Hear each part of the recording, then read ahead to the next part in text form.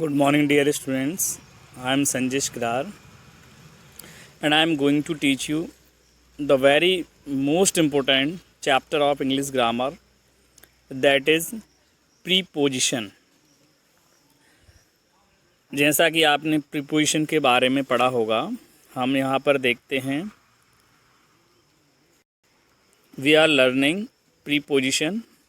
इन वाक्यों को ध्यान से देखिए आप. There is a dog on the road. He is fond of rasgullas. The monkey jumped off the tree. The sun is hot in summer. The cat is sitting under the table. I will talk to you. इन सभी sentences में which words are given in red color, they all are preposition. Clear? आगे मैं एक चीज़ समझाता जाऊँगा. After that we will see the definition of preposition. A preposition is a word. आप देखेंगे definition. A preposition is a word placed before a noun or a pronoun. एक preposition एक शब्द होता है या word होता है जो किसी noun या pronoun के पहले लगता है to show its relation to some other words or words in the sentence.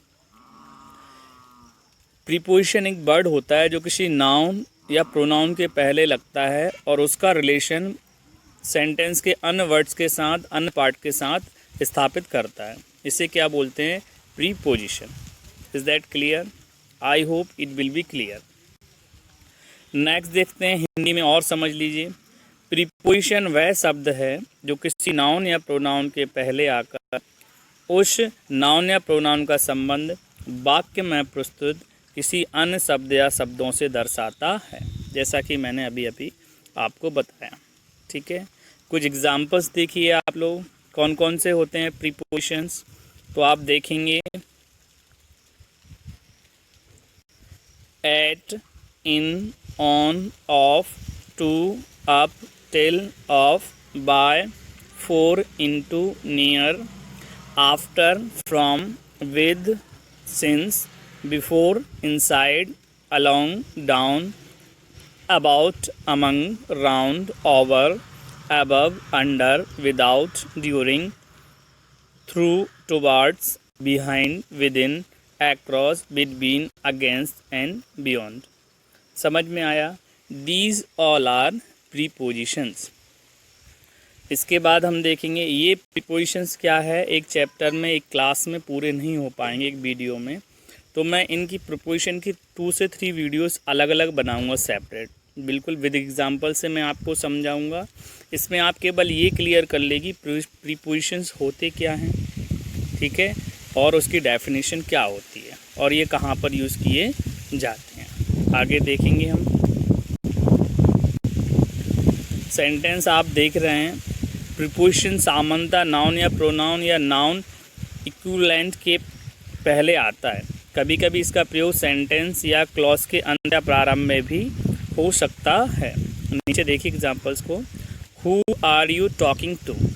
अब ऐसा नहीं है कि स्टार्टिंग में आए, लास्ट में भी आ सकता है ये. ठीक है. Who are you talking to. To whom are you thinking. Which bag did he keep it in. In which bag did he keep it. What are you looking for. At what time are you coming. ये which words are given in red color, they all are preposition. Next देखेंगे हम. I don't know how to make it up. ये सभी वही examples हैं जो आप देख सकते हैं. ठीक है. आप अब नीचे देखेंगे प्रीपोजिशन है या. इसके बाद हम एग्जाम्पल्स को देखेंगे. इनमें क्या है, अदर पार्ट्स ऑफ स्पीच भी हैं और प्रीपोजिशंस भी हैं. हमें पहचानना होगा कि कौन से प्रीपोजिशन हैं और कौन से अदर पार्ट्स ऑफ स्पीच यहाँ पर हैं. तो यहाँ सेंटेंस लिखा हुआ है the doctor is in the hospital. Doctor hospital में हैं. तो इसमें इन जो है ना, ये फर्स्ट वाला इन क्या है, ये वो है प्रीपोजिशन. सेकंड सेंटेंस देखते हैं. ही हैज़ कम इन. ये इन क्या हो है, सेकंड वाला इन जो है इन एडवर्ब है. थर्ड सेंटेंस देखेंगे. Don't run about the street. तो ये अबाउट क्या है, प्रीपोजिशन है. Next sentence go and run about. ये अबाउट क्या है, एडवर्ब है। I could not write before, I could not write before, इसमें बिफोर क्या है? एडवर्ब है। I rode the day before yesterday, इसमें भी बिफोर एडवर्ब है। I the train had started before I reach the station, इसमें before क्या है? कंजक्शन है, जैसा कि आप देख रहे हैं। तो एक ही सेंटेंस में जो हमें प्रीपोजिशंस लगते हैं वही प्रीपोजिशंस, ज़रूरी नहीं है कि प्रीपोजिशंस होकर कोई अन्य पार्ट्स ऑफ स्पीच भी हो सकते हैं। इस बात का हमें विशेष ध्यान रखना है। कुछ एक्सरसाइज देखेंगे हम, ठीक है। ये देखिए, Raju went to school, Raju went to school, Raju school गया, तो इसमें कौन सा प्रीपोजिशन है? तो टू प्रीपोजिशन है। The cap is on my head, cap क्या है? मेरे सर पर है। ऑन माई हेड, मैंने आपको एक चीज़ सिखाई थी इसकी डेफिनेशन में कि ये कोई एक ऐसा वर्ड है प्रीपोजिशन जो किसी नाउन या प्रोनाउन के आगे आने के बाद, पहले आने के बाद उससे इसका संबंध स्थापित करता है। तो इसमें द कैप इज़, ऑन को छोड़ दो, माई हेड बोलेंगे, the cap is my head, जो मीनिंग अर्थ अलग हो जाएगा, ठीक है। द कैप इज़ मतलब जो कैप है वो मेरा हेड है, तो मीनिंग ही गड़बड़ हो जाएगा, ठीक है। इसलिए हम लोग ऑन जो प्रीपोजिशन है तो वो संबंध प्रॉपर स्थापित करवा रहा है। The cap is on my head. Next देखेंगे, he came into the room, वह रूम में आया, तो इनटू, ठीक है।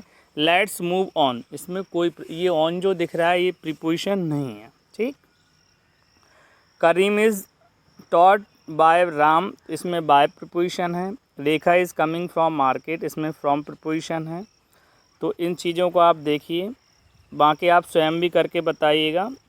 जैसे आपको ये टेस्ट योर सेल्फ दिख रहा है, तो इसमें आप एक बार सबको रीड आउट कीजिए अच्छे से, और इसमें कौन सा प्रीपोजिशन दिया गया है उसको आप फाइंड आउट करके नीचे सर्कल भी कीजिए। जैसे the bag is in my hand, तो इन प्रीपोजिशन है इसमें। A cat is under the table, इसमें अंडर प्रीपोजिशन है। The boy is putting his pencil in the box, इसमें इन प्रीपोजिशन है। बाकी में आप स्वयं फाइंड आउट करके मुझे बताइए, ठीक है my dear students. All the best, see you in the next video. Thank you very much.